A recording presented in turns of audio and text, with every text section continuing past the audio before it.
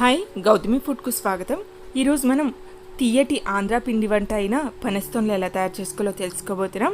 వీటిని పనస్తోన్లు అంటారు, సంపంగి పూలు అంటారు, మల్లెపూలు అని కూడా అంటారు. ఇవి కరకరలాడుతూ తీయగా చాలా రుచికరంగా ఉంటాయి. వీటిని పిల్లలు పెద్దలు కూడా బాగా ఇష్టపడతారు. మరి ప్రాసెస్ స్టార్ట్ చేద్దాం. మిక్సింగ్ బౌల్లో 1 కప్పు మైదా పిండి తీసుకోండి. మైదా పిండితో చేస్తేనే ఈ పనస్తోన్లు రుచికరంగా ఉంటాయి. ఇందులో 3 స్పూన్ల నెయ్యి వేసుకోవాలి. నెయ్యి వేసుకోవడం వల్ల క్రిస్పీగా కూడా ఉంటాయి. పిండిలో నెయ్యి బాగా కలిసేలా కలుపుకోండి.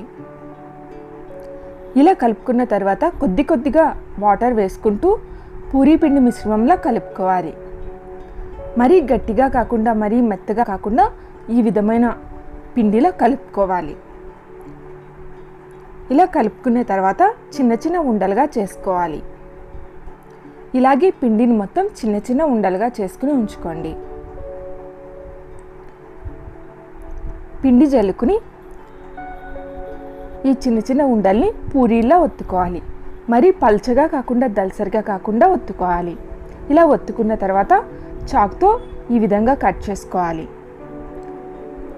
వీటిని 2 వైపుల నుంచి కూడా ఫోల్డ్ చేసుకుని ఈ చివరి అంచుల్ని కూడా ఈ విధంగా ఫోల్డ్ చేసుకోవాలి. ఇలా మడత పెట్టుకుంటే దీని షేప్ అనేది మనకి సంపంగి పూలాగా పనస్తోన్లాగా ఉంటుంది. వీటిని మనం వేడివేడి నూనెలో వేసుకుని డీప్ ఫ్రై చేసుకోవాలి. మీడియం ఫ్లేమ్లో మాత్రమే వీటిని డీప్ ఫ్రై చేసుకోండి. ఈ విధంగా రంగు మారే వరకు డీప్ ఫ్రై చేసుకున్న తర్వాత వీటిని ఆయిల్లోంచి తీసుకుని వేరే ప్లేట్లోకి వేసుకోవాలి. ఎక్కువ ఫ్లేమ్ పెడితే ఈ కలర్ అనేది ఇంత బాగా రాదు. మీడియం ఫ్లేమ్లో మాత్రమే వేయించుకోండి. ఇప్పుడు పంచదార పాకం సిద్ధం చేసుకోవడానికి 1/2 కప్పు పంచదార వేసుకోవాలి. అందులో 1/2 కప్పు నీళ్లు వేసుకోవాలి. కప్పు మైదా పిండి అయితే 1/2 కప్పు పంచదార, అందులో సగం నీళ్లు వేసుకుని పాకం రెడీ చేసుకోవాలి. కాస్త తీగ పాకంలో వచ్చే వరకు పాకాన్ని మనం ప్రిపేర్ చేసుకోవాలి.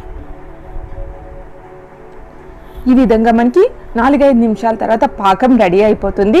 మనం వేయించుకున్న పనస్తోన్ని ఈ పంచదార పాకంలో వేసుకుని అటు ఇటు తిప్పుతూ పనస్తోన్లకి పంచదార పాకం బాగా అంటుకునేలాగా ఈ పంచదార పాకంని పనస్తోన్లకి కోట్ చేసుకోవాలి.